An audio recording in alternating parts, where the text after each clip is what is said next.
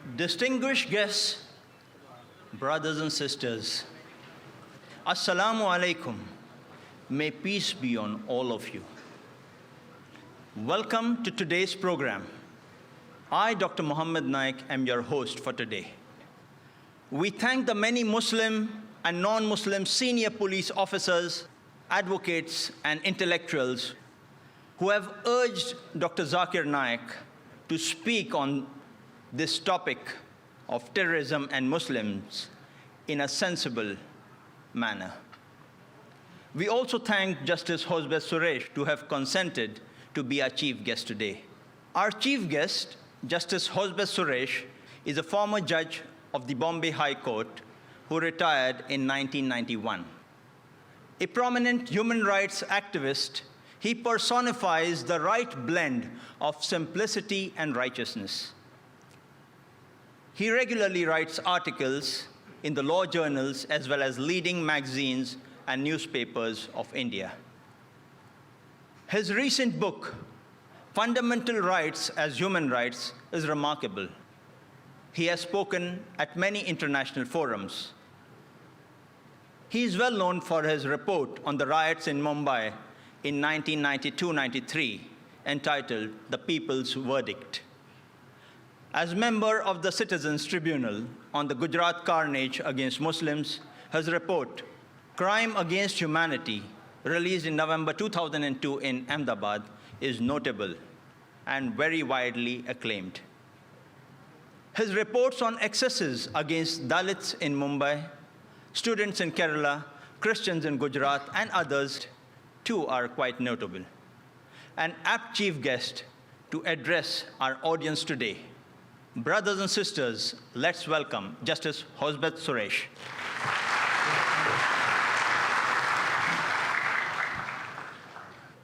Friends, I think I should begin with Lord Denning, a great judge from England, because he's no more. I'll just say what he said once. Judges do not speak as actors do to please. Judges do not speak as advocates do to persuade. Judges do not speak as historians do to relate the past. Judges speak to give judgments. I'm a retired judge, not a tired judge. I give no judgments, but I think I speak. And I believe in speaking. I speak against violation of human rights. I speak against wherever there is injustice, wherever there is violence. I speak against that. And I always expect the judges to come out and speak. If judges cannot speak against violation of human rights, injustice, who else can speak? It is the experience all over the world that every violence by the terrorists has only resulted in more violence by the state. It's a sort of vicious circle, and it can never bring about any lasting solution. In 1984, we had certain bomb blasts in Delhi and around Delhi. The Khalistanis, it was the Khalistanis movement. Khalistani movement was very, very active at that time. The Khalistanis were terrorists at that time. So what we did, how to control the terrorists? We brought TADA law. TADA, the most draconian law. TADA has been misused, as you all know. And what all things happened under TADA law? Large number of innocent people were arrested, tortured, kept inside.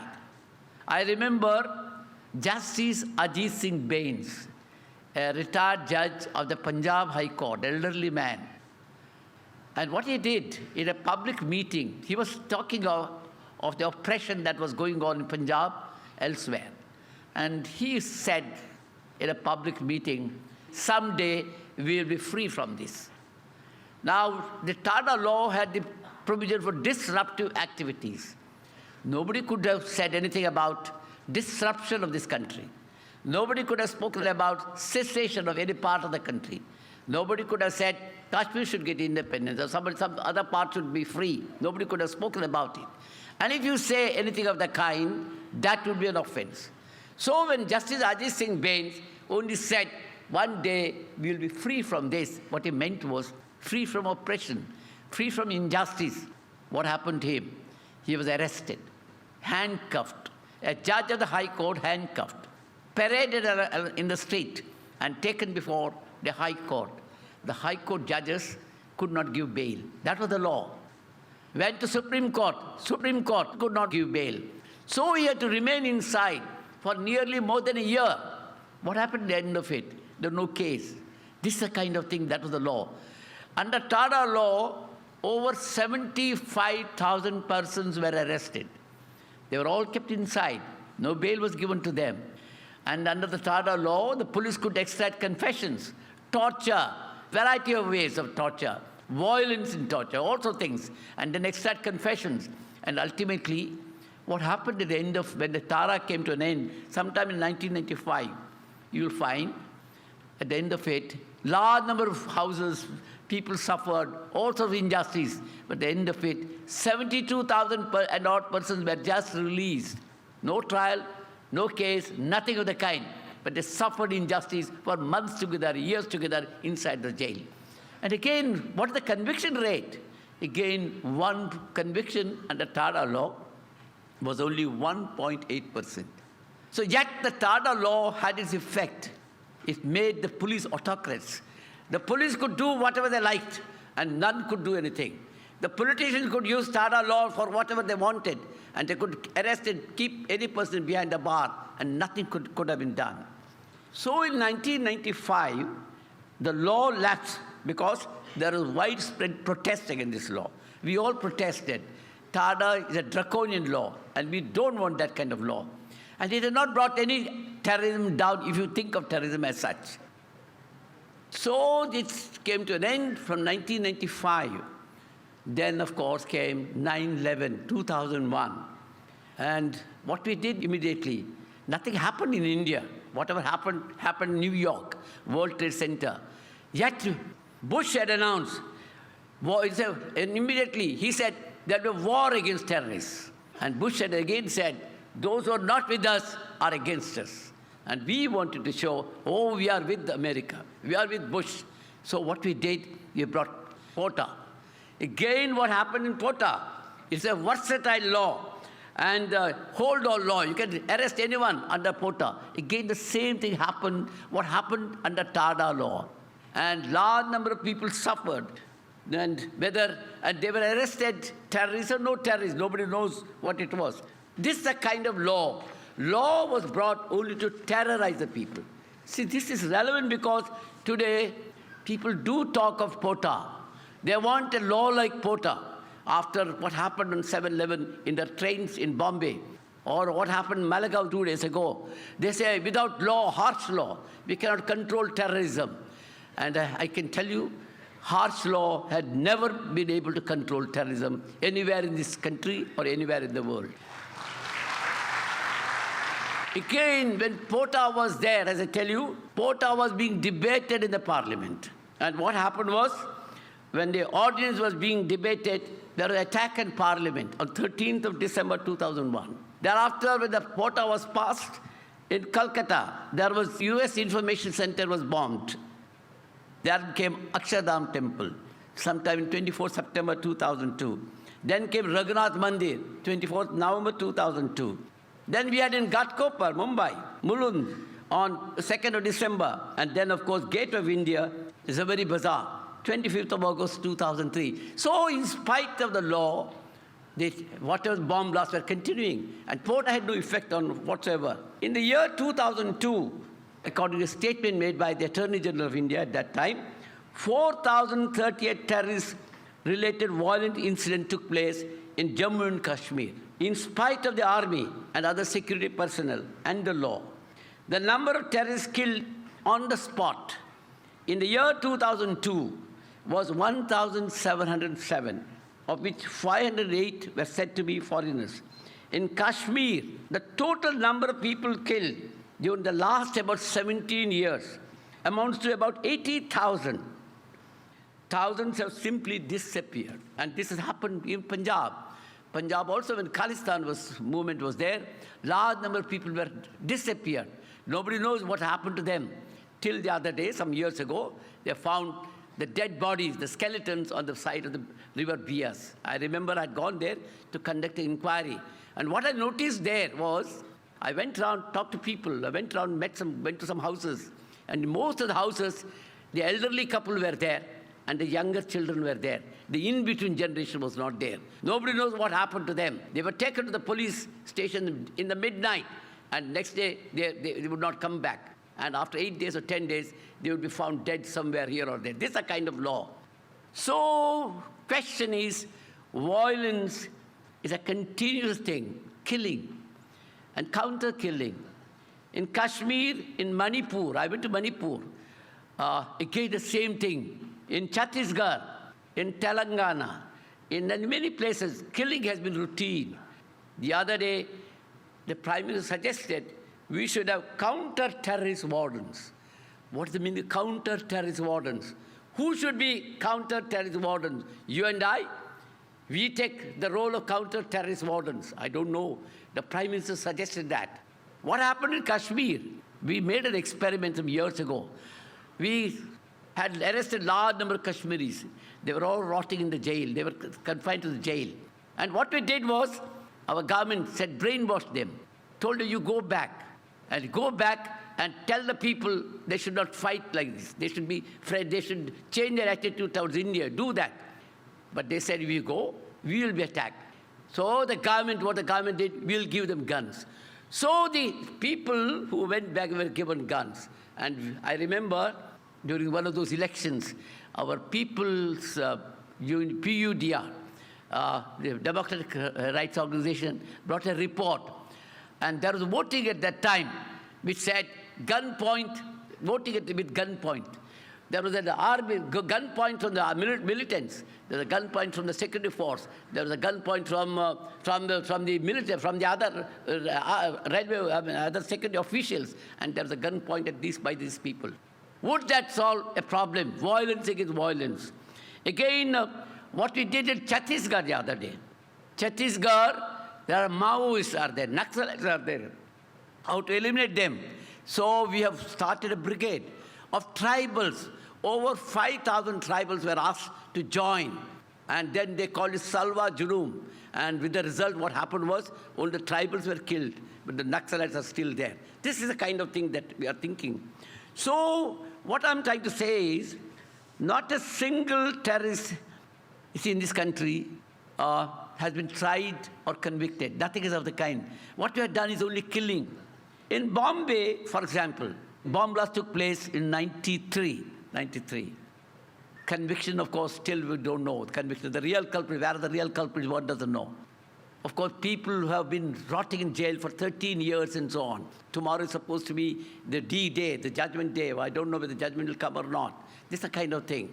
And again, you'll find in Akshardham, there was an attack. Again, who are the culprits? They were shot dead. In Parliament attack, who are the culprits? We don't know. We shot them dead. This is the kind of thing that we are doing. So we have only violence as in answer to violence. That is all this kind of thing. Even after 9/11, what did Bush do? He declared a war. War against whom? War against terrorists. War against Osama bin Laden. What did he do? He bombarded Afghanistan. He killed a large number of poor people. No one is sure whether Osama bin Laden was killed or not, but a large number of innocent people died. So also in Iraq, they said, okay, Taliban are in Iraq. They also said Iraq has got what we call weapons of mass destruction. No evidence of that. And yet, of course, in fact, the evidence has come, there are no Taliban also there in Iraq. And yet, what he did was bombarded, war against Iraq. Large number of innocent people died. The number lost to terrorist atrocities in New York, on the World Trade Center coming down, is less than a tenth of the toll in Iraq, that kind of killing. And it is not a war according to law. It is an unjust war, and not according to the international law. And everyone has a right to protest against that war. Anyone could protest. Anyone could condemn that kind of war. Be a Hindu, Christian, Muslim, fundamentalist, or otherwise. You have a right to protest. Just because we protest and condemn, we cannot be considered as terrorists. One of the most difficult problems is to define terrorism. See, we talk of terrorists. Where is the definition of terrorism? How do you define terrorism? Tada did not define terrorism. Porter did not define terrorism. Only terrorist acts were defined. And those acts could be even under the Indian Penal Code. They're not different. Murder, killing, dacoity, using guns, all are under the ordinary law. But at the discretion of the police, they can use it as an act of terrorism under Tada law. If it could be broadly agreed that the deliberate killing of innocent civilians, you find this kind of definition in the dictionary, if it could be agreed that the deliberate killing of innocent civilians is a central element in most definitions of terrorism, then in that event, the worst terrorists of the last century should be the USA for bombings of Hiroshima and Nagasaki, where suffering of large number of innocent people has never been healed even after 6 decades. Just killed lakhs of people in these two places. So also, the worst violators of the 21st century as it began are the USA and Great Britain. So the USA has a business of encouraging, killing everywhere. It gives them a market. It gives them a market for supply of arms. So also Luxury Toiba believe in killing. It gives them a market. So while both seek to wield power, one of course with the superior power of USA, and the other of course trying to build up his own other category of power. So it has become the global war. In this way, as against terrorism becomes a permanent feature of these persons. In other words, the permanent feature of American policy is a global war. It will never come to an end. As long as the fear of terrorism is there, they're happy. As a result of this, what is happening in the rest of the world is that freedom and liberty gets curtailed.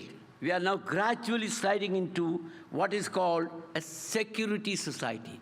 Today, as you must have seen as we walked in, what happened to all of us? Everyone had to have a checkup. Because security, internal security.